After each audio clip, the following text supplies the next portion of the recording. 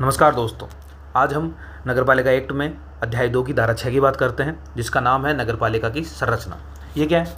तो यह मुख्य रूप से 3 प्रकार के सदस्यों की बात करता है। मतलब आपने को नगरपालिका के अंदर 3 तरह के लोग देखने को मिलते हैं। कौन कौन से? एक तो होते हैं निर्वाचित, जो कि चुनाव लड़ेंगे, आराम से चुनाव लड़ने के बाद आएंगे। एक होते हैं मनोनीत टाइप के, जो कि मनोनीत किए जाते हैं। और एक होते हैं पदेन।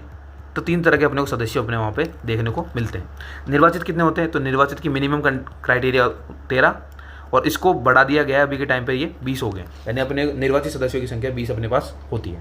इसके अलावा जो कि अपने को पता है प्रत्यक्ष रूप से चुनाव होते हैं, चुनाव के बाद जो कि अपने जनता के द्वारा चुनकर प्रतिनिधि भेजे जाते हैं, तो वो हो गए डायरेक्ट यानी निर्वाचित। फिर आ जाते हैं मनोनीत के ऊपर।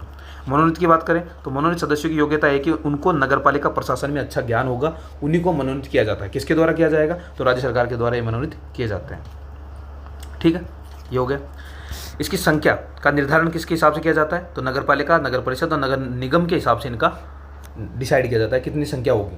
तो रूल्स क्या था? स्टार्टिंग वाले रूल्स, पहले सबसे स्टार्टिंग में रूल्स चल रहे थे कि मिनिमम 3 या निर्वाचित सदस्यों का जो 10% है। मान लो किसी जगह 15 निर्वाचित वार्ड है, 15 पार्षद चुने गए, तो उस कंडीशन में मिनिमम 3, इसका मिनिमम 3 यानी 3 और मैक्सिमम इसका 10%। 10% तो इसका 1.5 ही होता है, यानी अपने को मिनिमम कितने चुनने पड़ेंगे? 3। अगर मान लो कहीं पर 40 सदस्य हैं या 60 सदस्य हैं, 60 वार्ड है, तो उस कंडीशन में कैसे बनेगा? तो इसका 10% यानी 6 सदस्य, क्योंकि 3 से ज़्यादा है, तो उस कंडीशन में 6 सदस्य चुन लिए जाएंगे एज ए मनोनीत।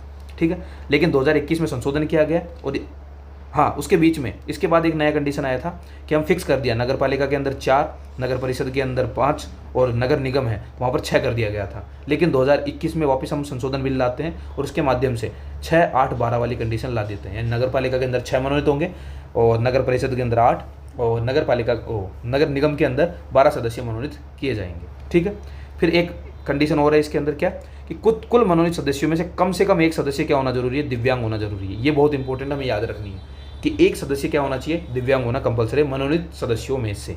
ठीक है, इनके पास कुछ पावर्स नहीं होती है। कौन कौन सी पावर नहीं होती वो देख लेते हैं एक बार। इनको मत देने का अधिकार नहीं होता, वोटिंग पावर नहीं होती। क्यों? क्योंकि ये मनोनीत सदस्य हैं, इसलिए इनके पास वोटिंग पावर नहीं होती है। अयोग्यता क्या है? तो इनकी अयोग्यता धारा 24 में और धारा 35 में जो लिखी है उनके हिसाब से इनको अयोग्य घोषित किया जा सकता है। तो ध्यान रखना, 24 वाली और 35 वाली दोनों इनके ऊपर लागू होती है।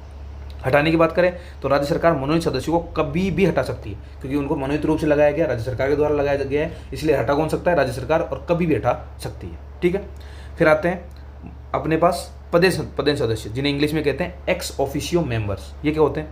तो उन क्षेत्र के प्रतिनिधि होते हैं इसके अंदर, जैसे कि एमएलए और एमपी। तो एमएलए एमपी यहाँ पर डायरेक्टली नगर पालिका की संरचना में शामिल हो